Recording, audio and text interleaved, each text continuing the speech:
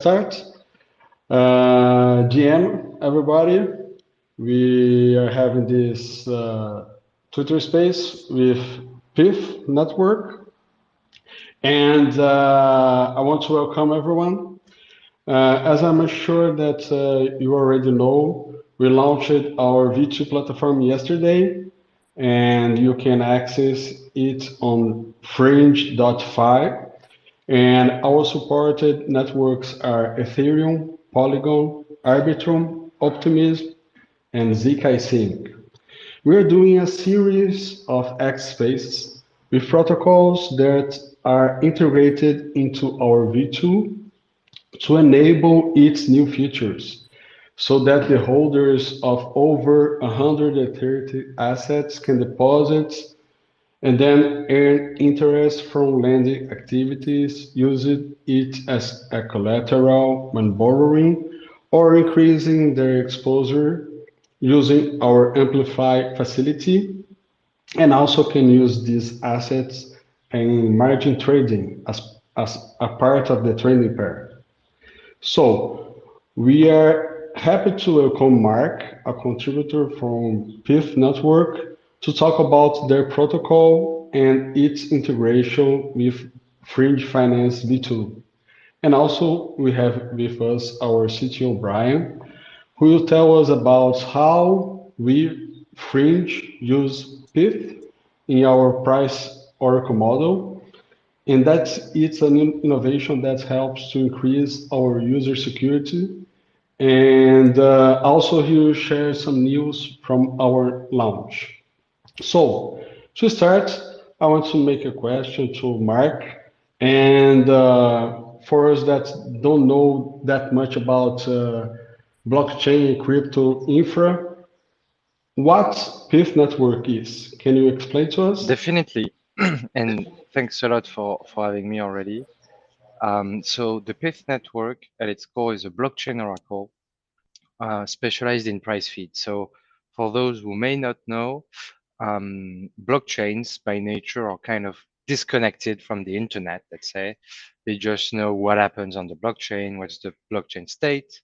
And for smart contract, for nice protocol like Fringe Finance that enables you to supply any asset and potentially take a loan against them, they need to know what is the price of an asset to ensure that positions are all like over collateralized, etc. And so Pyth delivers these, let's say, price information that you can find out of the blockchain, so on centralized exchange, or also actually on the blockchain on various dexes. And so today Pyth offers more than 400 price feeds to DeFi application, and all these price feeds are available on close to 50 blockchains. Most of these chains are EVM chains, whether it's a Ethereum mainnet, all the layer 2s built on top of it, layer 3s even, and all also like alt EVM, whether it's like Phantom, etc. And so very much Pyth is kind of the infrastructure which DeFi can be built on. So whether you're using a ball lending protocol, uh, a perpetual protocol like GMX, synthetics, all these type of application need an oracle. So Pyth is here to fill that gap, that infrastructure need for amazing builders like Brian here. Nice, wonderful introduction. And yes, we have a bunch of people from Fringe and a bunch of people from Thief. So I want to ask Brian to talk a little bit about Fringe and also about our launch yesterday. So all the Pythians can know a little bit more about Fringe Finance. Please, Brian. Hello, Pyth guys. First of all, hey, Mark, thanks very much for being a part of this. This is great because we are quite stoked, in fact, to have Pyth as part of the technology that drives our platform because of the number of feeds that you guys provide. It's really good, and it allows Fringe to better realize the market differentiating strategy that we're taking to unlock the capital held in long tail assets. So in a nutshell, the Fringe platform is a lending platform with leveraged trading facilities. And because of the number of price feeds that we're able to secure, particularly via Pyth, we can extend the number of assets that we provide both as collateral for taking out loans, but also as lending markets, so that people holding any of the assets that we list on our platform, and that count of assets is quite large and is set to continue to grow. It allows those holders of their assets to lend out their assets also, as well as to take long and short positions with any pairs of those assets. So we think that is quite important, and we think that that is a set of facilities that really unlocks that capital held in those long tail assets, because many of those participants in the crypto space, they hold tokens for which they're passionate about the project and are waiting for the upside potential of their holdings. However, given there are very few venues in the DeFi landscape to which they can deploy their long tail assets, their capital sits idle. Now, Fringe unlocks that by enabling them to deploy their capital in a variety of ways on Fringe's V2, we call it a feature-rich lending and leverage trading platform. That's what we are in a nutshell. We have quite a number of, we think, very good facilities that fully enable a more feature-rich experience there. For example, we're currently operating on 5 chains, as Tiago mentioned, which is Ethereum, Arbitrum, Polygon, Optimism, and ZK Sync. And we support things such as Wallet Connect integration for users and DAOs and institutional users who have higher thresholds of security around access to their assets.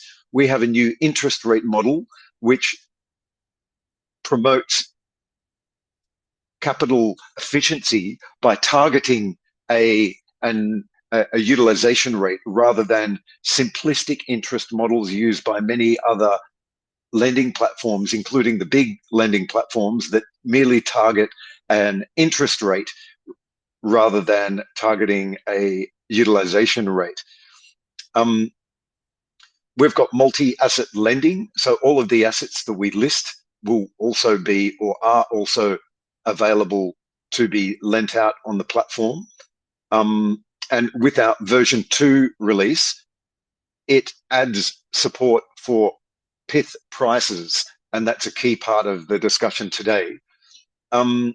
We have facilities that make life easier for traders and also borrowers, whereby positions can be closed out using the collateral in those positions. So users do not need to hold in their wallet the capital assets that are part of that position to repay and to close out the position.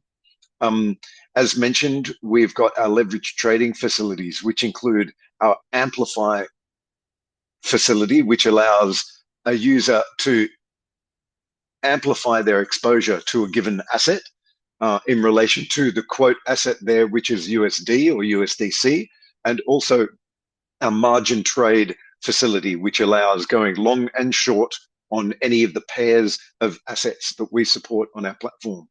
We've now just also introduced our decentralized backend. So now we have greater censorship resistance in that we do not have a backend that can be censored by any actor, be it either corporate or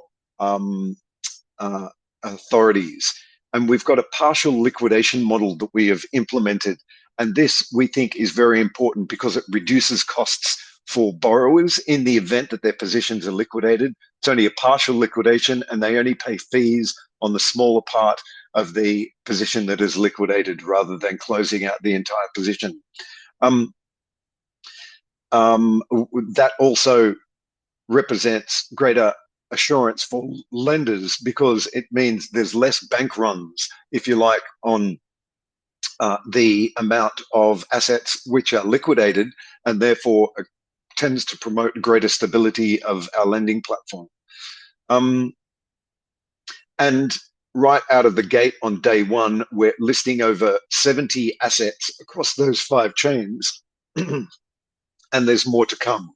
So that's a little bit about our platform, as well as soon, just around the corner, we will have LP token support. So holders of LP tokens can deploy their capital onto our DeFi facilities, and also ERC 4626 token vault support. So those yield-bearing tokens can be deployed as both collateral and capital on our platform.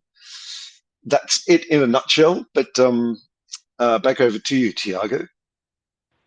Thank you, Brian. So, guys, as you can see, we use price for everything inside our platform. So, Mark, back to you.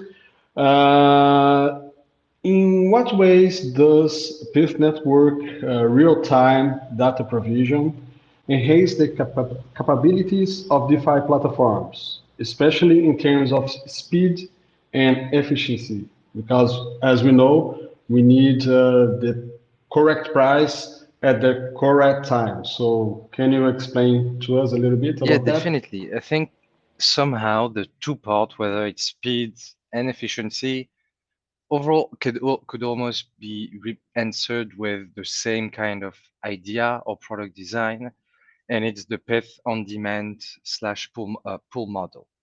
By this, I mean that the Pyth Oracle, the Pyth Price Feeds, are continuously updating 2 to 3 times per second for all the assets the Oracle supports. So we have 400 plus assets, and overall you get 2 to 3 price per second available to you. But available on PythNet, where let's say the Oracle network lives, and Fringe doesn't live on PythNet. It lives, as you mentioned, on a few chains. And so here, it requires Fringe, another user, to go fetch the price of chain at any time they want, and then bring it on chain to use it. So this on-demand model actually brings this speed. So as the Oracle itself doesn't have to push prices on chain, and when you push a price on chain, you have to incur gas costs. So if the Pyth price feeds were just as a push model, we would have to let's say compromise on speed, because the more updates you do, the greater the cost. And doing these continuous price updates on our own blockchain, where that goes fast and it's very cheap, can actually enable us to try to do as many price updates as possible, and then delegate to applications like Fringe to fetch the price when they need it and send it on chain. So this on demand helps, like, let's imagine the staked ETH or wrapped stake ETH start, whether it's depegging or dumping a lot, you can at any time, and if you have to, at every block, bring a new Pyth price. So this model kind of enable application to get the data or the price updates as fast or as slow as they need it. Because depending on the type of application, you have various different needs. A perpetual protocol, or the margin side, the spot margin, like where user on Fringe can take on leverage position. This requires, like, arguably, if you need to have a price at every block, whether it's Ethereum, Optimism, you should be able to. So that's this on demand brings that speed, because overall we delegate the work of sending the price for consumption to the user. And arguably, this also brings lots of efficiency for the Oracle. And at the end, the end user is, with this on-demand model, it means that for all the chains Pyth is available on, so close to 50 today, you can access the full product price feed catalog the network supports. So I mentioned it's 400 plus.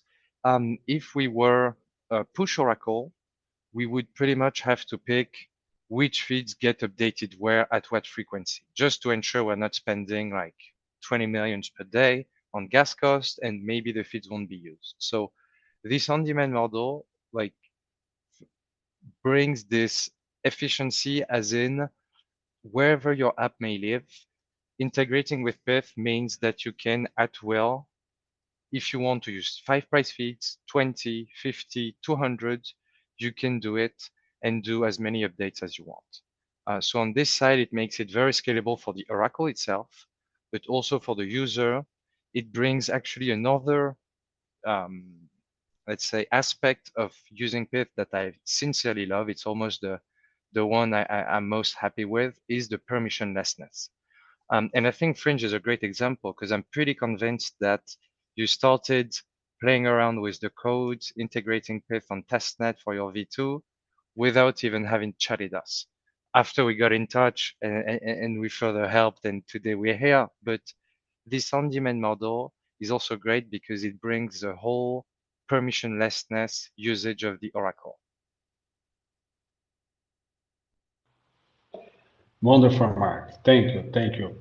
And yes, so Brian, the ball is in your court again, Yeah. because now we want to know how we use that. Yes, okay. Well, I think to a point Mark mentioned there regarding the on-demand pull model, we really like that.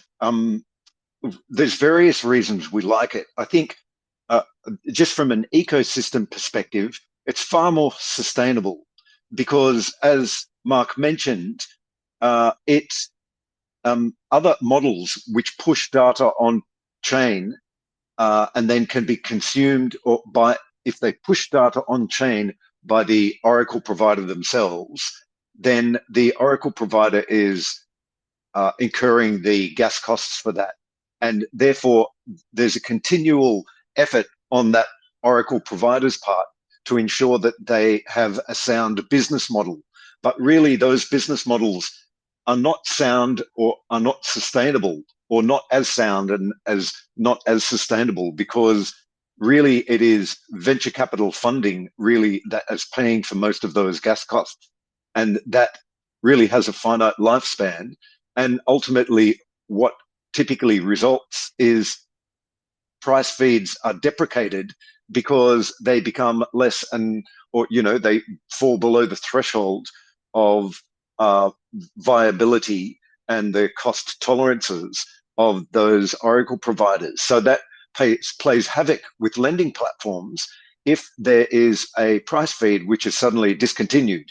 So we do like that pull model, that sustainable pull model that Pyth is employing, because it really just represents a user pays model that so long as users want that data, they'll pay for it as part of their transaction, or even Fringe will, in some cases, be placing price data on chain for our application, and funded by operational feeds or fees collected by a platform.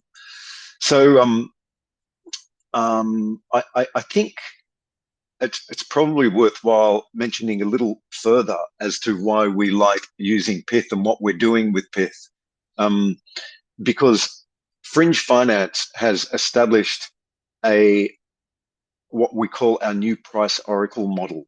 And this is something that wraps around existing well-known price sources such as Pyth to provide extra protection for our platform and for our users. Let me talk about that very briefly. It's designed to reduce the risks of market price manipulation attacks, and such market manipulation attacks have drained hundreds of millions of dollars each year from other DeFi platforms. And we, as part of our new price Oracle model, introduce a number of controls to limit the effect. This space was downloaded via spacesdown.com. Visit to download your spaces today. Of market manipulation attacks, therefore making them less attractive for those attackers. And just part of the mechanism, without going into a lot of detail, we first of all govern price movements. So price manipulations typically alters asset prices in orders of magnitude, and we govern such movements, and we look to detect those suspected market manipulation events. We employ a long TWAP as part of the new price Oracle model, and it smooths out unreasonable price fluctuations because there's certain weightings. And we also combine that with the governed price so that we will take what we call a window minimum treatment, which takes a minimum of the long TWAP and the governed price. And we have controls specifically in place for collateral and capital assets. So capital assets, the risk is manipulating the price down, therefore being able to withdraw greater amounts of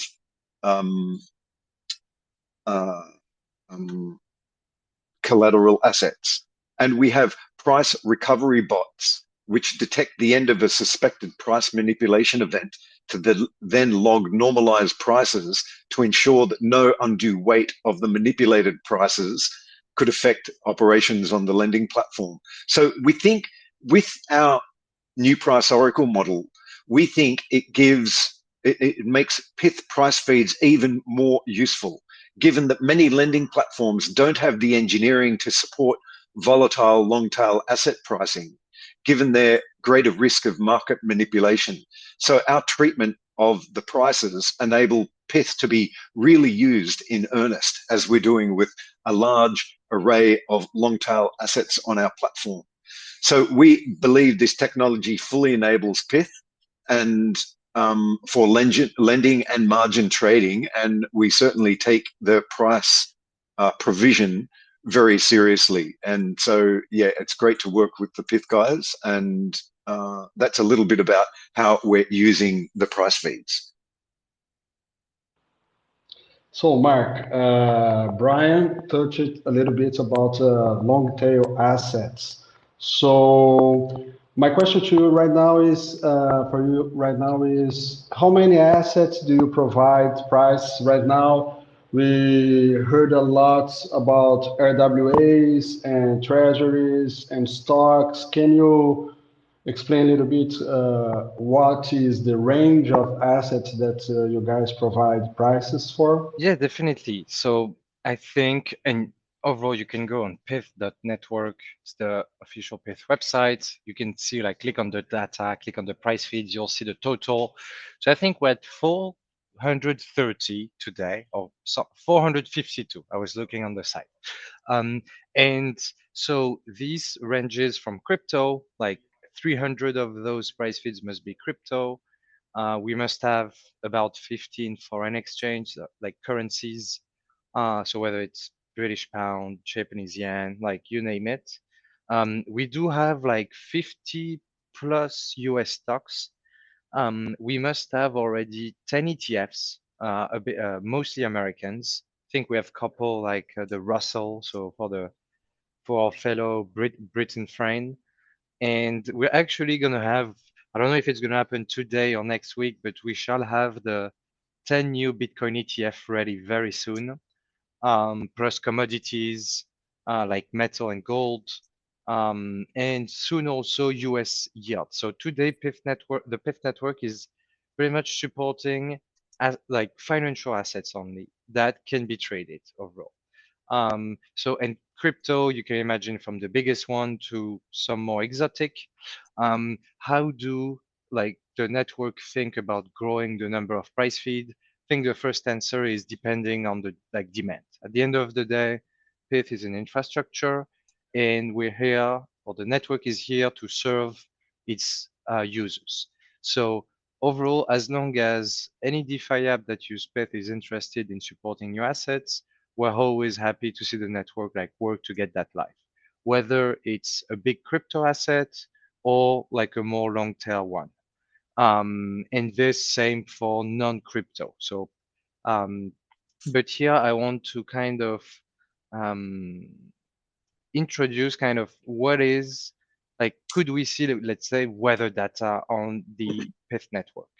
Arguably, yes, but overall, first it was designed to be for mostly for financial assets, and we want at least initially to keep in that vein. But the second part, where like is quite important on whether or not Pyth can support an asset, is with the overall design and like motto we have. We want Pyth, we call it a publisher network, or a first-party data provider network.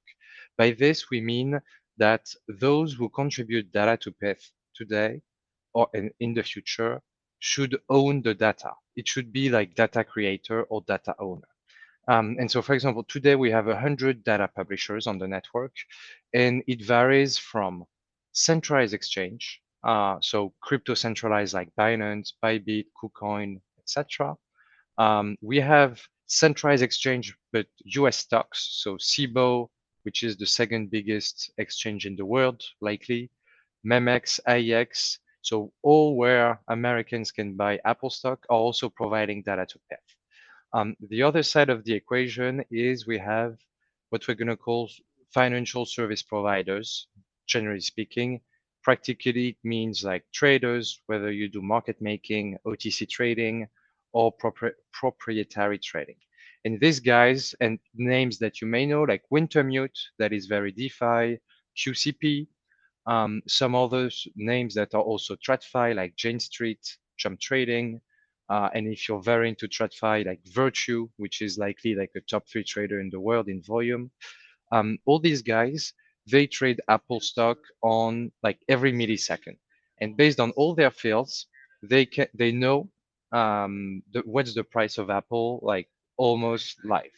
And so all the Pyth price feeds are a mesh in between, like no, all Pyth price feeds, let's say, are getting input from these publishers. So, for example, if we took Bitcoin, you can imagine that Binance, KuCoin, all these exchanges are going to provide their order book information. Traders, they're going to provide their fields, their recent trades where they just bought Bitcoin on Binance. For longer tail assets, so let's imagine I just ship a new meme coin while I speak to you now. I just create one pool on Uniswap. No, and sorry, I forgot to mention, we also have decentralized exchange providing data. We have a few on Solana, we have Trader Joe, we have Osmosis, and hoping to onboard more. But back to the Bitcoin case, you can imagine that the Oracle inputs for Bitcoin is going to be half exchanges like Binance, KuCoin, and half traders. For more exotic assets, and actually I think, and it's not very exotic, but it's very, in practice, it kind of remain exotic. It's the wrapped stake ETH. Wrapped stake ETH, its liquidity and its trading volume is at 99% done on chain, whether it's Curve, Balancer, Uniswap. And so in this case, having Binance as a data publisher doesn't help us because they don't have wrapped stake ETH market and so can't provide data. So here we rely a lot more on these names like Wintermute, QCP, Oros, Jane Street, Jump Trading, all these guys who trade also on chain to provide their data for these assets. So how we're going to expand it, let's say how we're going to expand the Pyth price feed calendar. So I mentioned the 5 type of assets: crypto, FX, metals, commodities, rates, and stocks, ETF. We're going to keep adding new price feeds. For example, one thing we haven't done yet is like non-US stock, whether you want a Korean stock, European stock, like I think this is going to be a long-term, like easy and natural expansion. Same for commodities, like we're hoping to launch oil at some point, for example. So this overall will just continue by the nature of time and requests, like the market's going to grow, more requests. But another aspect we're going to focus on that will help a lot on the more long tail assets, on the exotic assets, is to try to onboard most of the decentralized exchanges. Get Uniswap on, get Balancer on, get Curve on, get, I don't know, Ajni on, and I'm going to miss their chain now, on zkSync or Mental. So we're going to, the goal for Pyth to be able to provide price feeds for any type of assets kind of boils down to, do we have the entities or protocols that own this data and are they on the network? So that's kind of the goal, to keep growing this network of publishers so we can easily grow the price feeds we support. Thank you, Mark. And Brian, with this new price model powered by Pyth network, What are Fringe Finance plans for expanding its range of listed assets, including maybe NFTs and smaller cap assets? Sure. Okay. We will continue to apply our listing assessment criteria. And this comprises the market liquidity on third-party trading venues. So that's on a per-chain basis. The security of price feeds, of course. So we support a small range of price feeds, but we wrap it again with our new price oracle to add the kinds of additional security that we're looking for. We also look at the historical price volatility of the asset because that affects some of the lending parameters, particularly the loan to value ratios that we can offer. And there are technical considerations such as the nature of the token, its pausability, the underlying team, and so forth. So that's a fairly standard process, I think, at least for us. And we're very conservative with regard to the parameters that we apply to our lending platform, because really those parameters are a once in a 10-year or once in 100-year or once in 1,000-year forecast. And so they're essentially a trade-off. We can provide additional capital efficiency, but that is at the expense of the security of that asset. Because it is definite that a certain asset will experience a high degree of volatility in its life, but the chances of that occurring are low, and therefore the parameters that are tuned into any lending platform attempt to reflect the balance, the trade-off of the likelihood and the level of risk that they wish to employ on the platform. So we continue to monitor our lending parameters and ensure that they're appropriately tuned for the market, and also offer better security, because that's really our core driver, rather than introducing too much risk by having to lax a lending capability. We will ensure that it's slightly more it's more risk adverse. And so that simply means when the tide goes out, forms will fail before Fringe will fail. So we'll have opportunities to tune our platform.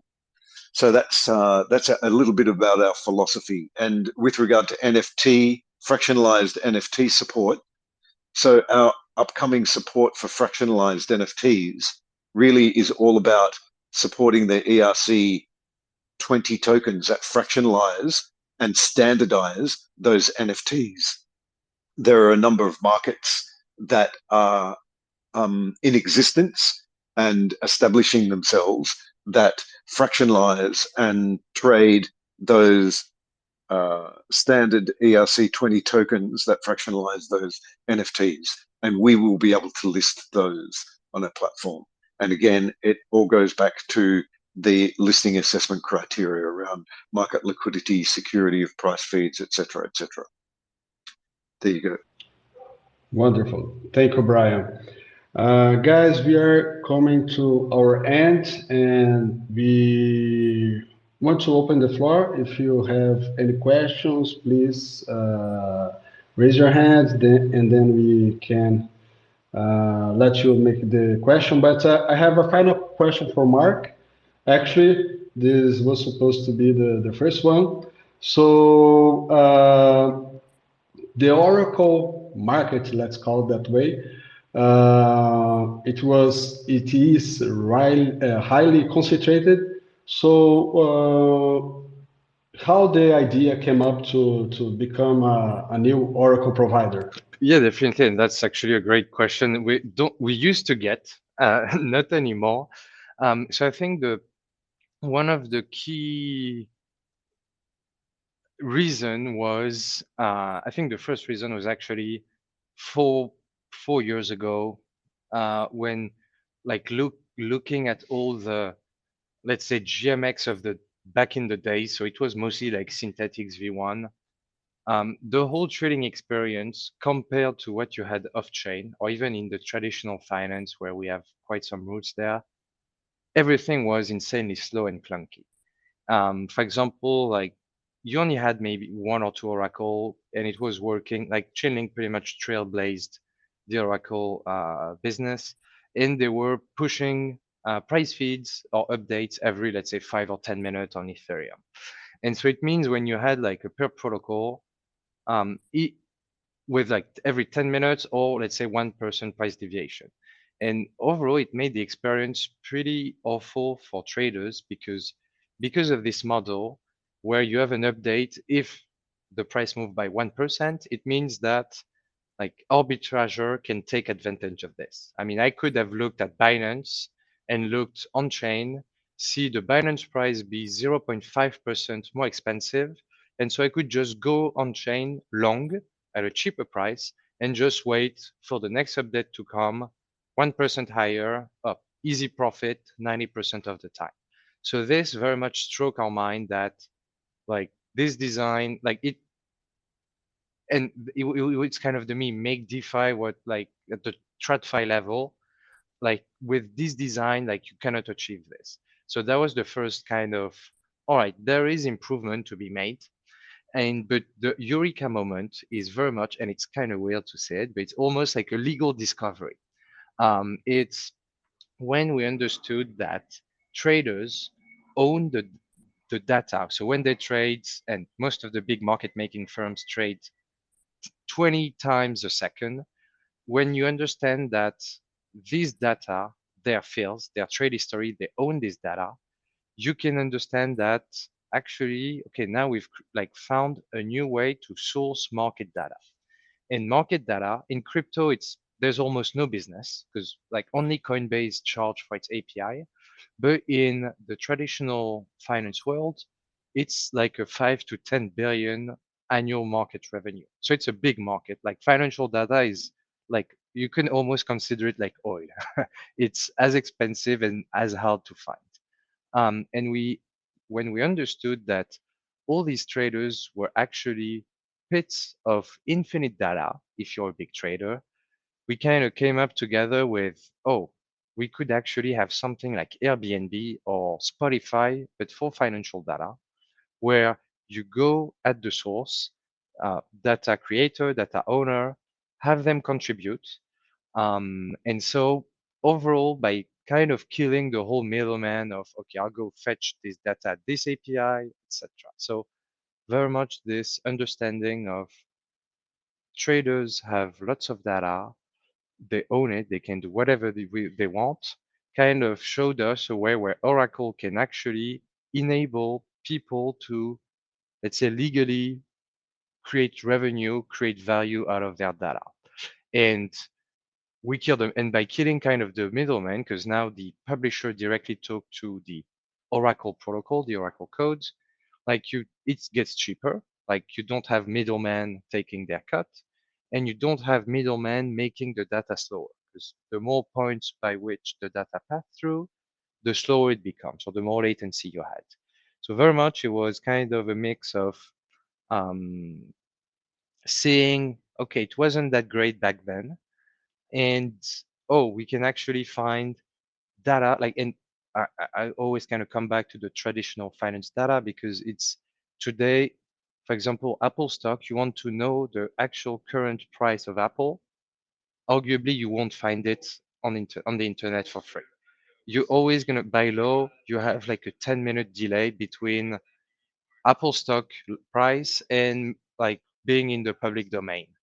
And finding that exchanges plus traders can actually legally give this data life is first great for your business, like because you're not doing something illegal, but it's also kind of creating a new way for certain stakeholders, mostly traders, to be part of this market data business.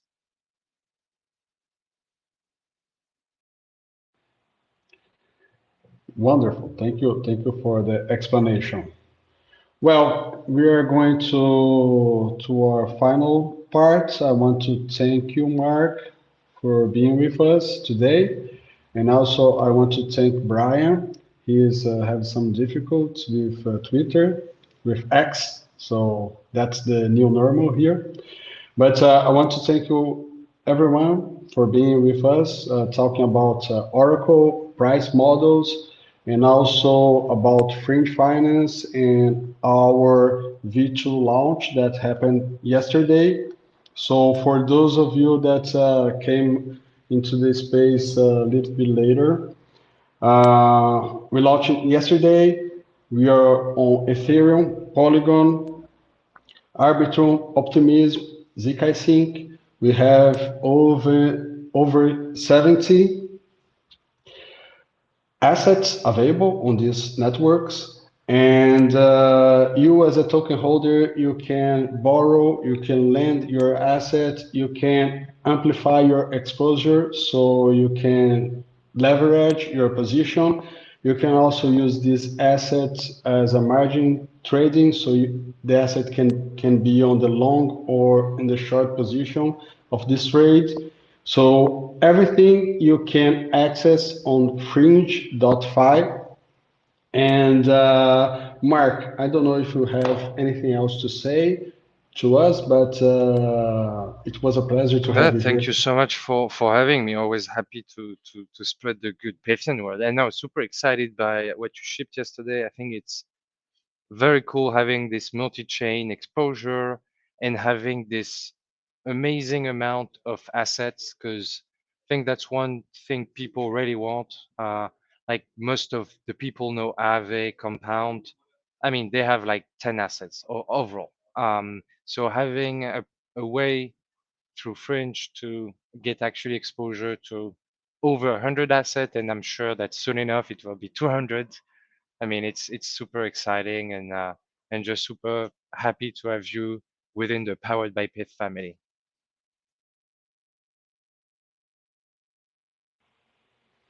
Thank you, Yes, Mark.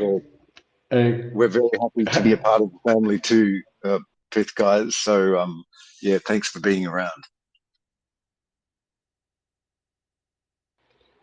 Brian, do you have any final words? We are closing the space right now. And Mike, I say that everybody should go to fringe.fi and try the new platform. It's amazing. yes. So we launched yesterday. There's not a lot of TVL on there at the moment, but there's certainly an opportunity to be lenders and see borrowers and traders use your capital assets. We believe our platform really pushes the boundaries on a number of things in terms of feature-rich functionality as well as stability mechanisms, particularly around our new price oracle model. We definitely do not consider ourselves at all a copy-paste lending platform, and we're really there for the long term and to deliver continued capability into the DeFi space. Thanks everyone for listening. And Mark, what an absolute pleasure to have this opportunity to talk to you today.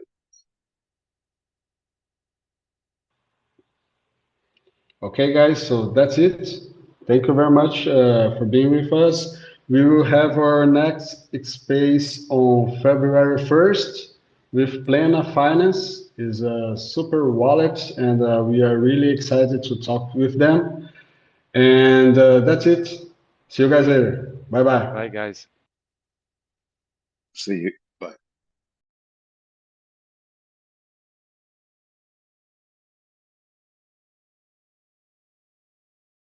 This space was downloaded via spacesdown.com.